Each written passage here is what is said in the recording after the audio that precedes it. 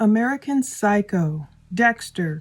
Which clean-cut manner of evil is Bryan Christopher Kohberger? He's a 6-foot-tall, 185-pound white male with blue eyes and brown hair. Per ABC News, Bryan may have had a connection with Kaylee Goncalves, one of the 4 University of Idaho students who were slain on November 13, 2022. Now, Kaylee's dad, Steve, says that no one in the family knows or recognizes Bryan, but in the hours since they first learned his name, they are starting to, quote, see connections between him and Kaylee. But the family's not ready to discuss those connections yet.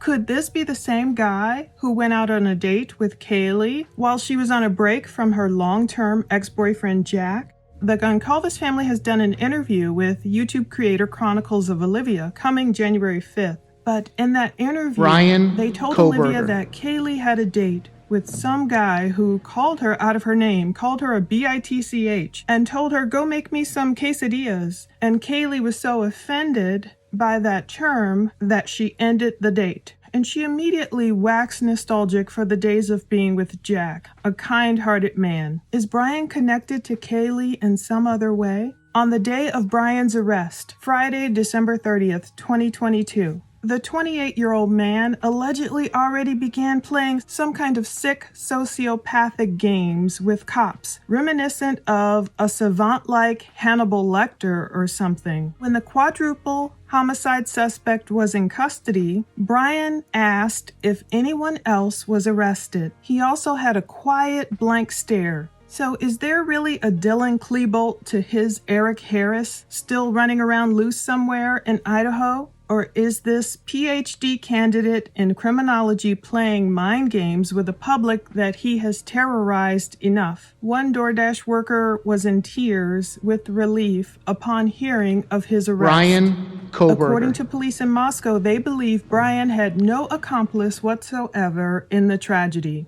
That's what Chief James Fry told Fox News on Saturday, December 31st. Today, as I film this, the last day of 2022. Cops are now laser focused on Bryan Kohberger, and so am I. We're going to talk about his trajectory as this bullied little overweight boy. We're going to talk about his parents' bankruptcies, and we'll talk about him losing weight, about his education, about his obsessiveness over being vegan, and the consistent theme of this guy being off-putting and perhaps lonely, the bullied who turned into a bullier, the bullied boy who turned into one who would bully others to try and make himself feel better. We're also going to go over an interesting Reddit post that is believed to be written by Bryan's mom on June 25th, 2022, the same day that Bryan left for Washington. Throughout my obsessive hours of researching this guy, Bryan's high level of education is a consistent theme, especially surrounding all things criminology and law enforcement related. On Tuesday, August 6, 2019, the Standard Speaker out of Hazleton, Pennsylvania, boasted of Bryan's Dean's List status. He would make both the Spring 2019 and Spring 2020 Dean's List of DeSales University. That is a private Catholic university in Center Valley, Pennsylvania. So it was June 8th, 2020 when he made it to that dean's list again. Nearly 2 years later, Bryan was listed in the Masters of Arts in Criminal Justice class of 2022 commencement exercises on May 21st from DeSales University. But he wasn't done with his education. About 1 month later, he would be heading towards the Idaho-Washington border, changing many lives for the worst.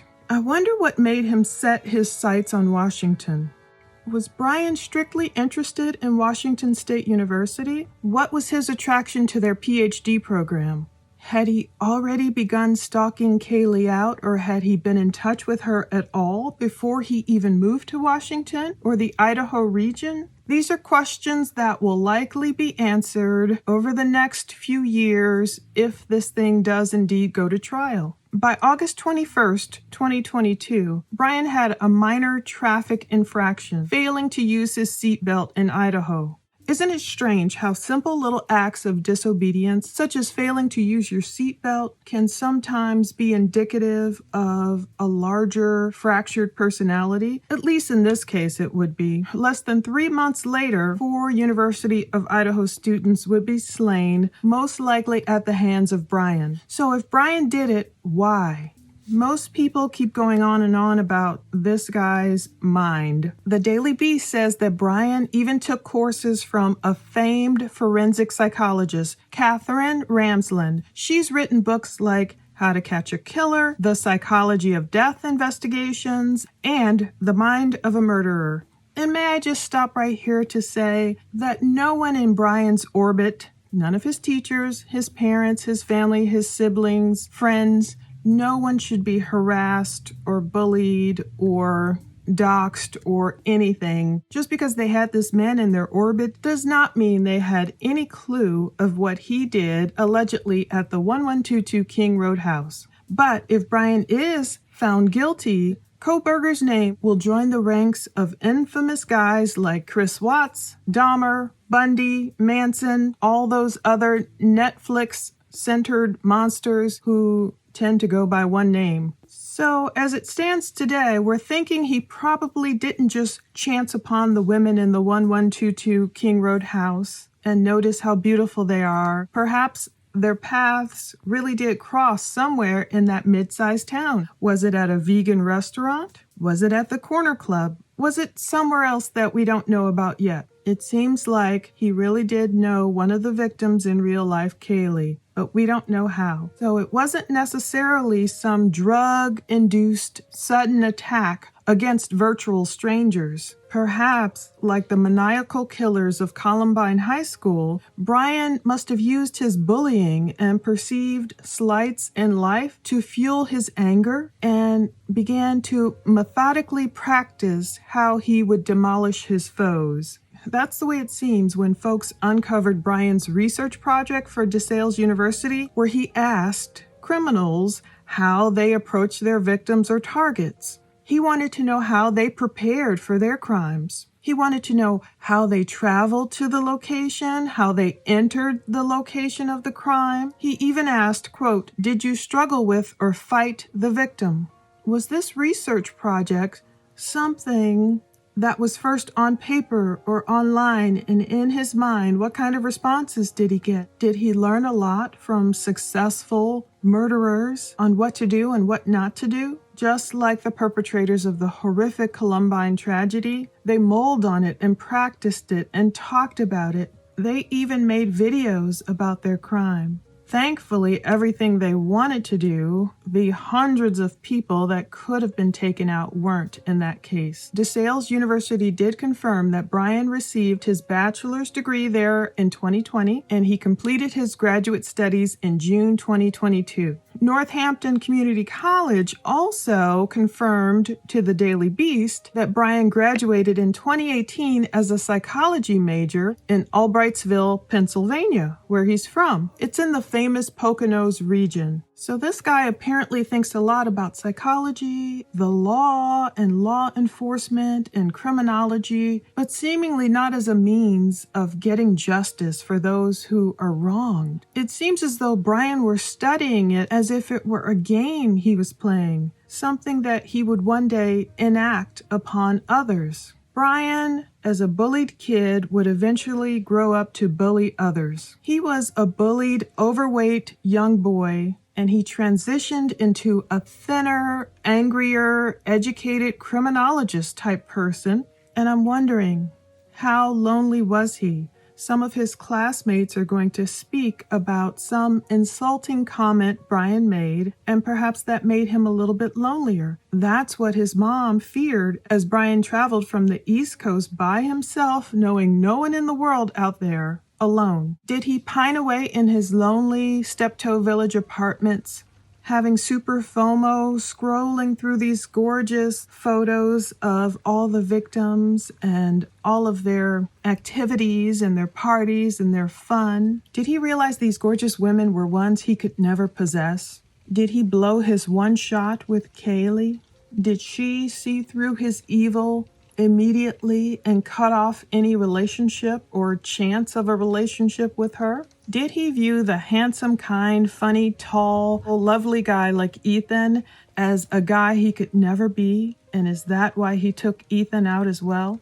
Minions! Tonight we steal the moon! Yeah! Former friends have been talking to a number of publications. The Daily Beast learned that Bryan's high school years were marked by his drastic weight loss, as well as the cruel bullying, and he had a deep interest in police movies and criminology. Kind of a dangerous combination for a person who doesn't want to become a police officer for the good of the community or the good of the world or helping others, but perhaps as a means of exacting revenge. Let's talk about Bryan's mom and dad and their money problems that plagued them since Bryan was born. According to court records, Bryan's parents filed for bankruptcy twice. Chapter 7. Once in 1995, the year after Bryan was born on November 21st, 1994, and again in 2010.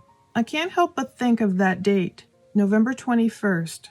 Bryan turned 28, 8 days after committing this horrible crime, if he is indeed guilty. What did he do? Did he celebrate his birthday? We know, as we'll see, he continued to go to classes and his mood got even lighter and he was talking to more people, which makes sense because, as profilers will tell you, if a person is building up this evil plan and once they finally enact it horribly, they feel a sense of calm or relief. An anticlimactic, blissful moment for them. It's very strange to those of us who don't think in these evil terms. Meanwhile, Bryan's parents filed for bankruptcy once in 1995, a year after he was born, and once again in 2010. You will see in this 50-page bankruptcy filing dated January 18th, 2010, from the United States Bankruptcy Court, Middle District of Pennsylvania, it shows that his parents, Michael Francis Kohberger Jr. and Mary Ann Raquel Kohberger, will list their son as a 14-year-old, which technically he would have been 15 around then. It's odd how his age is a little confusing with some of these dates, especially when his mom will write this Reddit post coming up where she calls him a 26-year-old when he is in actuality 27 at that point. But anyway, Michael and Mary Ann had to surrender their house after they were facing more than $260,000 in total debts with only nearly $155,000 in total assets. It was a 1997 Lincoln Continental with 100,000 miles in fair condition that they surrendered back then. This was well before they would go ahead and have to give up that 2015 Hyundai Elantra, which would come into play big time in this case. Back then, they lived in a different place. The debtor's primary residence was located on Matterhorn Drive in Efford, Pennsylvania. Such an interesting city's name. The debtors wished to surrender that residence, which was valued about $150,000 back then. So all through these formative years, as Bryan is suffering with bullying, being an overweight guy, and of course, none of this is any justification for what he would ultimately be charged with doing in 2022, but it does give us a history of how a person's mind might warp. And ironically, when he would go on to lose the weight, as his friends indicate, he didn't do it in a healthy manner, not by necessarily eating right and exercising. An old running partner of the suspect was rattled by the news. I looked at the picture and I couldn't believe who it was. It was BRYAN KOHBERGER. I would text him like, hey, you want to go for a run? We go for 6-7 mile runs at night. So like when I saw who it was, I was just in like complete shock. I was like, it was so close to home. But perhaps turned to substances during his high school years to drop the weight as he transitioned from a junior to a senior. Ironically, he became angrier instead of happier. Back to those bankruptcy filings. The debtor's marital status is listed as married, and the dependents of the debtor and spouse's relationship, the mom and dad, listed a son, age 14, which we will presume is Bryan, and we see a daughter, age 17, 3 years older. So Bryan should have a sister around 31, I've seen photos of a woman who is a psychologist in New Jersey. However, I've seen another woman too, but I only see at this point in 2010 when his parents listed only 2 children, boy and a girl. I don't see Bryan having another sister. So unless this other woman floating around is Bryan's perhaps adoptive sister, cousin, or someone who was born after 2010, I don't know the dynamics of this family yet. But the dad listed his occupation as maintenance. He had been working for the Pleasant Valley School District 2.5 years at that point. His mom is listed as a para-professional for 7 years at that point, also for the Pleasant Valley School District. A lot of people talk about what a wonderful teacher, substitute teacher his mom was. That school is located in Pennsylvania as well, and we see why they filed for bankruptcy. Their combined average monthly income was $3,575, but their expenses were $3,572, leaving them only $3 in net income to survive off of. So, with Bryan's mom and dad making a combined $47,144 in 2007, $49,545 in 2008, as listed as the wages of the debtors in the bankruptcy filing, we can tell Bryan didn't come from money. Even though the Poconos is one of those areas which were really especially hot and hip and happening back in the day, you would always hear about the Poconos. We don't know at which point Bryan literally moved away from home. Did he get his undergraduate degree, his advanced degree, staying home, and then finally decide to leave home in 2022? Well, after the bankruptcies, the couple apparently rallied, as most couples are able to do, when their financial slate is wiped clean after another Chapter 7 bankruptcy. They purchased their existing 3-bedroom bi-level home on Lambston Drive in Albrightsville, Pennsylvania on November 25th, 2014, just 7 years ago, for $138,500. It's the same home which we've seen now, apparently with duct tape all on the door, and Bryan Enton tried to get inside, or at least he was able to somehow, he's a great reporter, to get behind that gated community to knock on the door, only to hear likely this poor mom and dad just trying to figure out, should we open it? What should we do? Go away, private property. It's very dark here.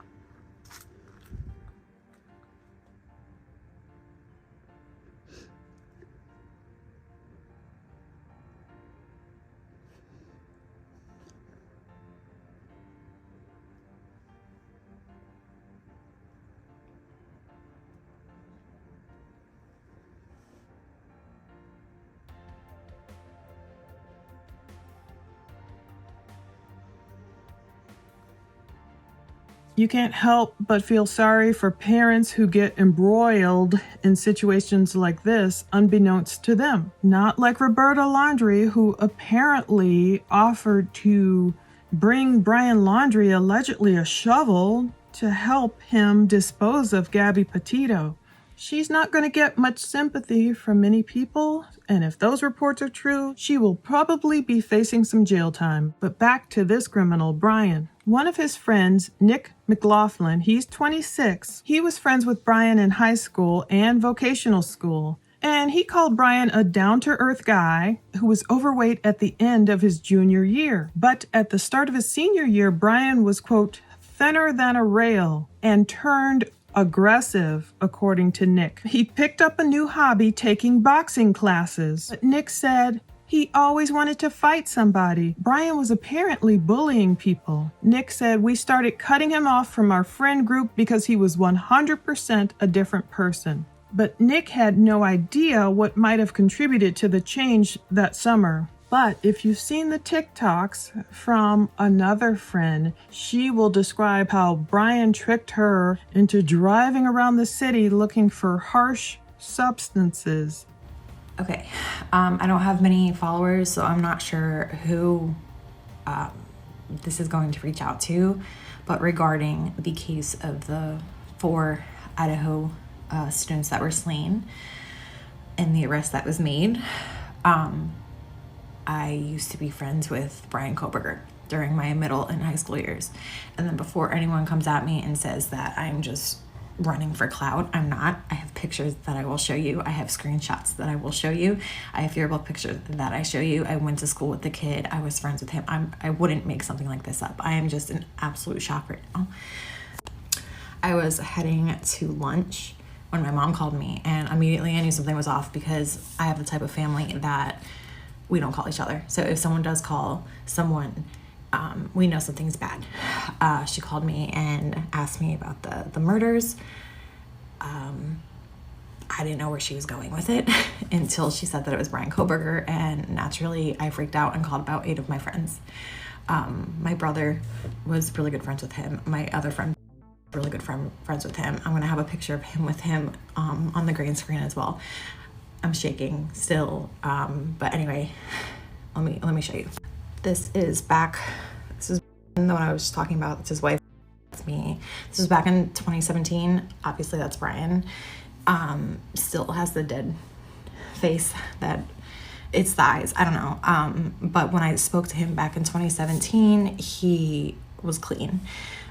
He was a heavy heroin user back in high school, and it was just nice to see the kid clean up. And at that time, he said he was doing security detail. I believe it was at a school is what he told me. But he seemed like he was better. Obviously, that wasn't true. Here's another picture from a party that we had at Bryan's house. That's Bryan there. He used to be a bigger kid as well. But again, that's him. And then at the same wedding, I'm here, but he's back there. He was sitting at the same table as me and my mother. But he is back there enjoying a drink. I was sitting right next to him. We talked. He seemed fine. My mom sent me the old school yearbook. That was him. BRYAN KOHBERGER. That's him. He went to Pleasant Valley.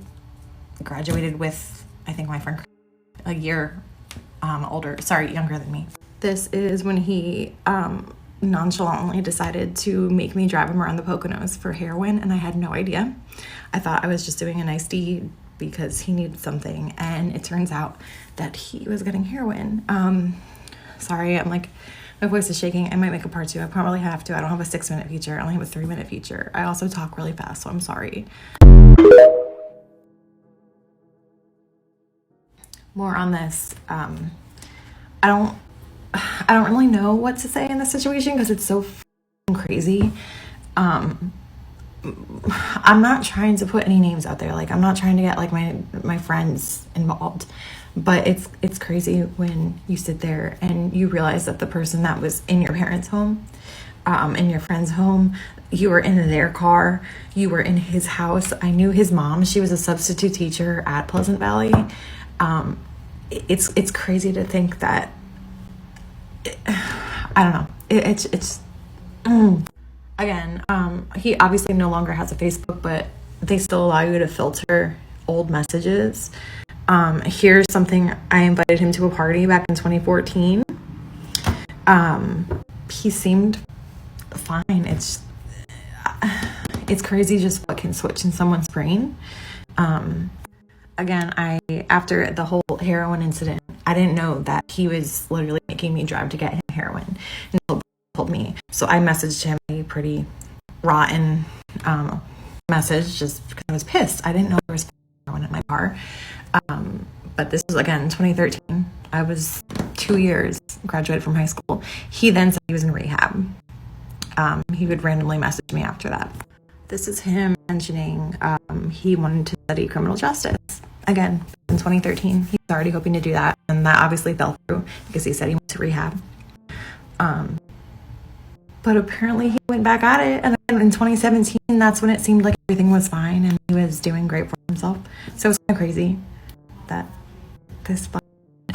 But yeah, this is also talking about, you know, hanging out with Bryan, chilling with them.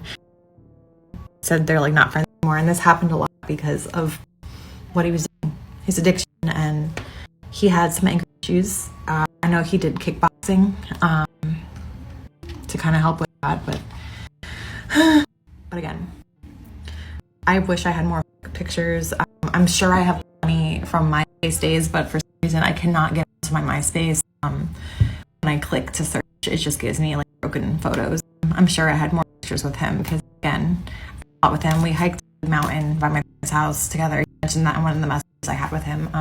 Again, I'm so sorry if this is really fast. I don't really know what to say. It's never happened before.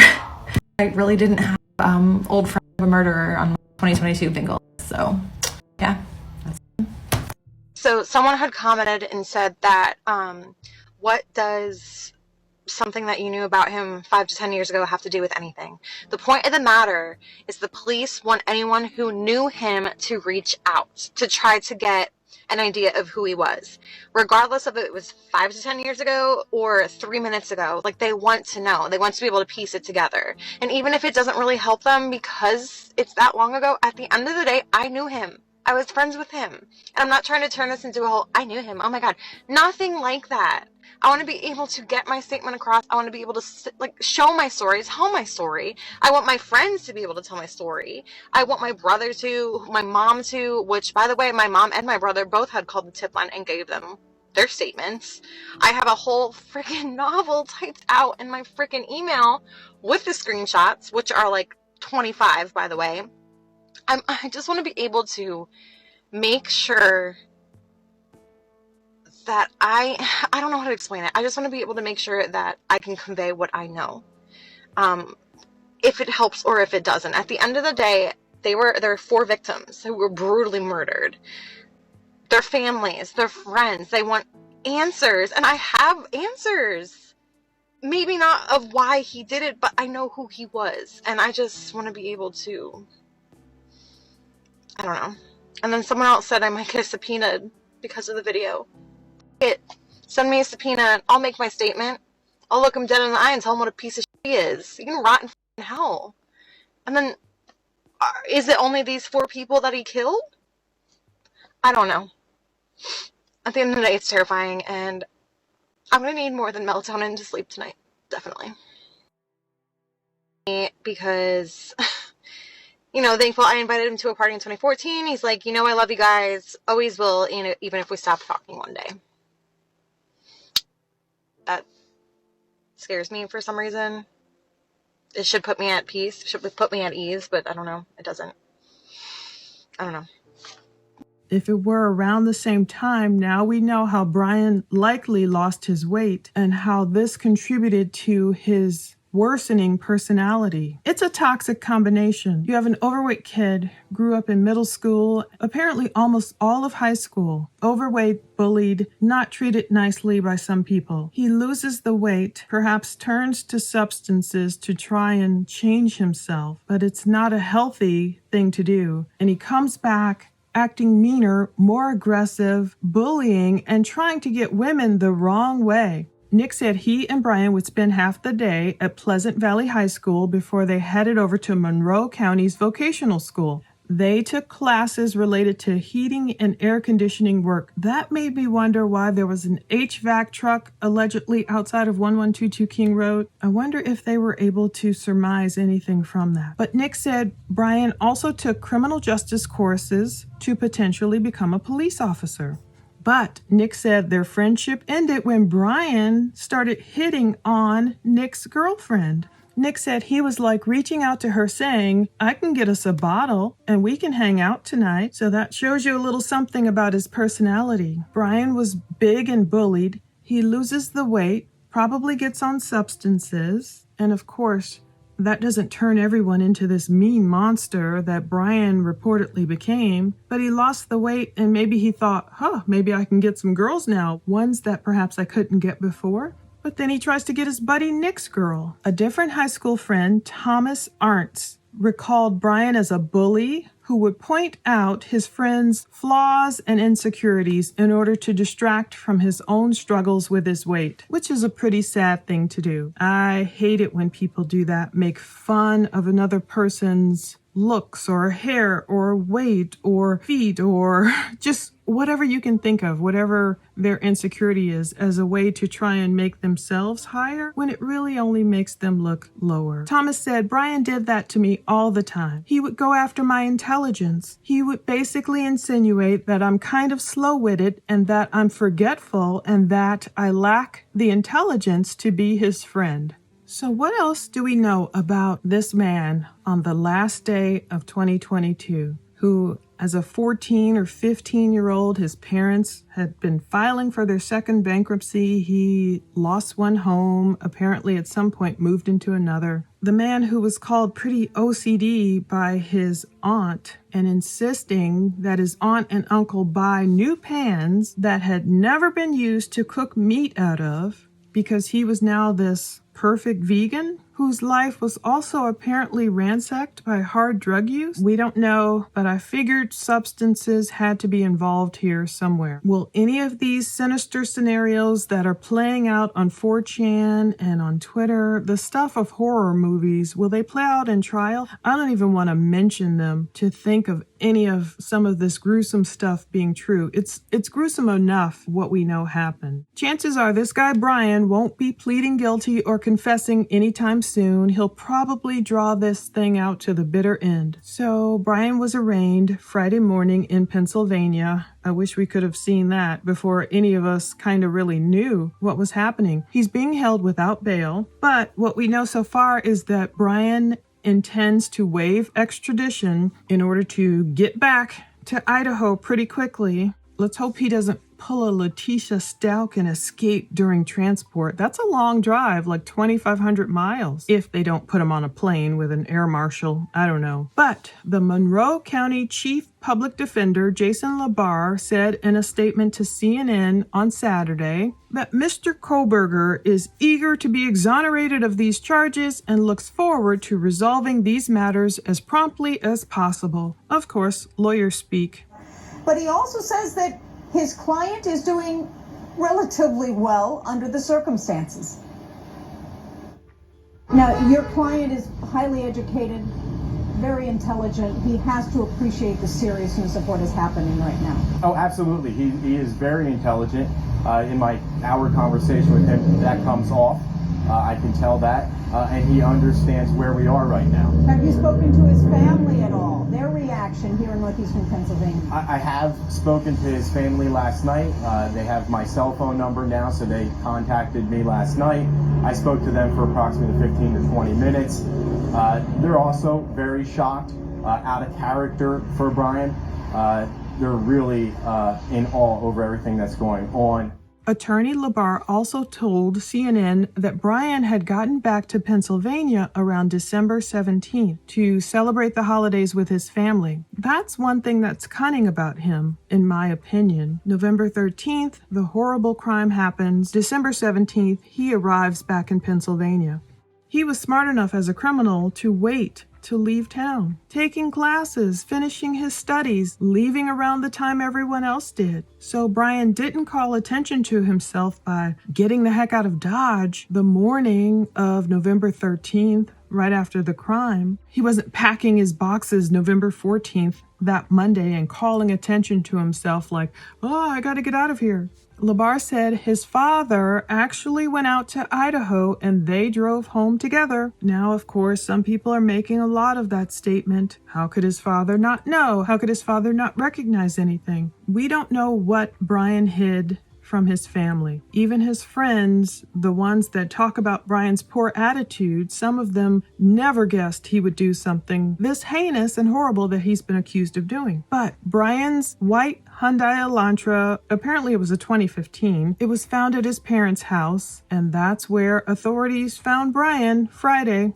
According to his attorney, Bryan's father, Michael, answered the door for police that day, and Michael and his son, Bryan, were both cooperative. But just like a lawyer playing the lawyerly games they must play, Attorney Labar says he has recommended his client be psychologically tested before court proceedings. Is he going for an insanity defense? It's kind of strange. It's almost like how could you not be insane performing something so evil, but then you don't want to get off on an insanity defense claim and get this lightweight sentence, or heaven forbid, be set free like O.J. Simpson, having to wait till Judgment Day for true justice. Bryan is, quote, shocked a little bit, according to his attorney, according to the Albany Herald. I don't know what he means by shocked a little bit. Once again, Bryan's attorney called him, quote, very intelligent. So that attorney spoke with Bryan's family Friday night for about 15 to 20 minutes. He said they're also very shocked, out of character for Bryan. The FBI, local police, Idaho state troopers were at their house at approximately 3 a.m. yesterday, knocking on the door and announcing themselves to enter, out of real shock and awe to them. Shock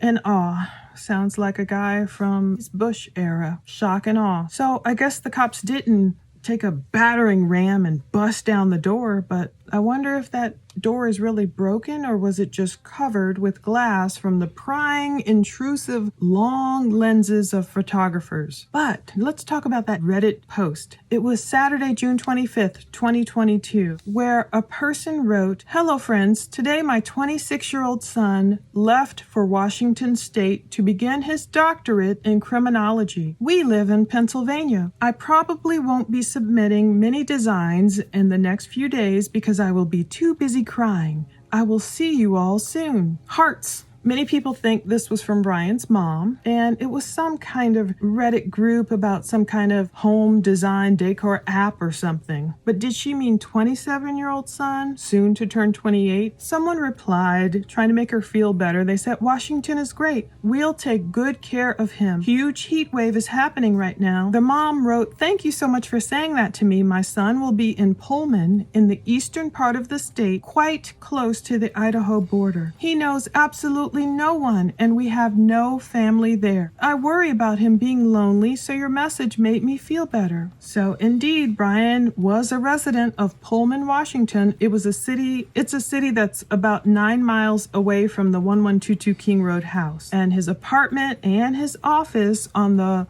Washington State University's Pullman campus were searched by police on Friday morning. That's where Bryan was a PhD candidate in criminal justice. So that works out. In June 2022, he finished his graduate studies at DeSales University, and I guess he headed west. And those who know Bryan's mom call her a sweetheart. His dad is being called kind of an outlier among his New England-based area siblings. But Bryan, the mask of the madman who is Bryan, is slowly being removed, and the puzzle pieces are gathering. But I was wondering, where is Bryan's social media footprint? If he did have an Instagram, it's probably deleted by now. People are creating a gazillion fake ones, so a lot of folks are saying, see, look, he really did like and follow Kaylee and Maddie and Xana and others, but there's so many fake ones, you can't tell which one was the real one and if he actually followed them. Where's his wife? Where's his girlfriend? Where did he have a Bumble account? If you guys have Bumble accounts or any of those other ones, will it let you change your location to Pullman so you can kind of scroll through and see if you can find him? I haven't seen that yet. I couldn't find him on Visco or however you pronounce that. Haven't logged into BeReal to try and check. But after the crimes, this is what's weird. A woman named BK Norton, who was in the same graduate program as Bryan, said that Bryan continued attending classes after the murders happened. He seemed even more animated at the time than he had been earlier in the semester. She said he seemed more upbeat and willing to carry a conversation. This Norton woman emailed the New York Times and said that Bryan was interested in forensic psychology.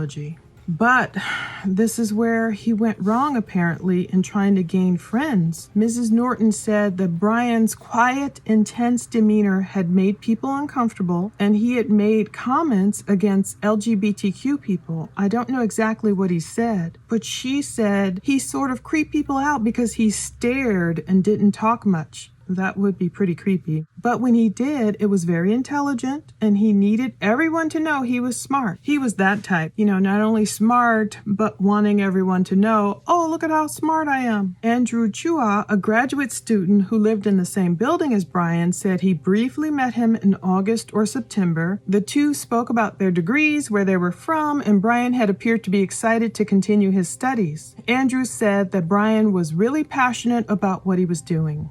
Now, there's another graduate student who knew Bryan, saying he was keenly interested in studying policing, but the student wanted to speak anonymously because they were worried about upsetting other people in the department, said Bryan had few friends at school. Bryan had appeared to want to socialize, according to this student, but had made offensive remarks in the past that had left him somewhat isolated. I wonder if Bryan had a certain mindset, or did he already just have a horrible mindset in Pennsylvania and he took that out west to Washington and just made things even worse? This really speaks to his loneliness. I mean, he had only been there since June, so that's not that long. You have to give yourself time to make friends. But if you're walking around making offensive statements and staring at people weirdly, that's not going to get you many friends. There's another former classmate at DeSales who didn't want the Daily Beast to name them. That person said they got into a disagreement with Bryan during an introductory biology class group project. They didn't remember what the disagreement was about, but they recalled Bryan once again as very intelligent, well-spoken, but seemingly detached. He was very leveled and somewhat imposing. That's what this person said. There wasn't much emotion displayed by him, and they too remember Bryan's intense stare. He took care with how he spoke.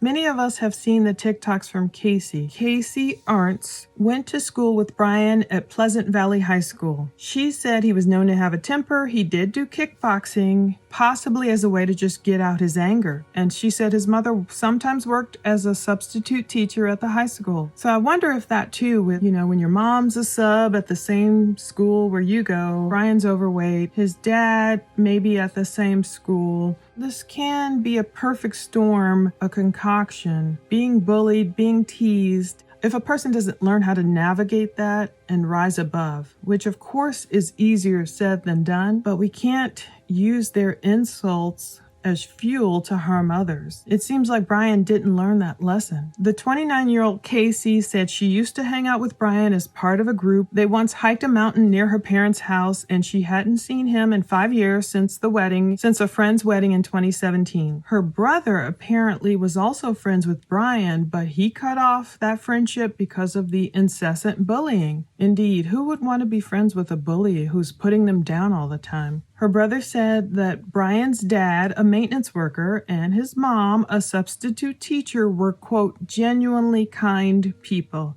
That's why I feel sorry for these folks going through this. Just imagine living your life trying to do the best you can, and one day a member of your family is arrested for this horrible crime. Casey said that Bryan told her after graduating he had entered rehab. So she ran into him at that wedding in 2017. Seemed like his life was picking up, but she thought, apparently it wasn't. So he was, wearing the mask, pretending to be this put-together guy while hiding behind this facade that didn't reveal his American Psycho persona. People are comparing him to different movie stars, to Ted Bundy, to just everyone. But anyway, Arntz, the brother, was shocked by the news of Bryan's arrest. He said he was mean-spirited, he was a bully. I never thought he would do something like that, but at the same time, it really doesn't surprise me. But a former teacher of Bryan's at Pleasant Valley High School told the Daily Beast that he was a good kid and never in major trouble. She taught him in the 11th and 12th grade, and he was passionate about criminal justice. She said he was just a regular 12th grader,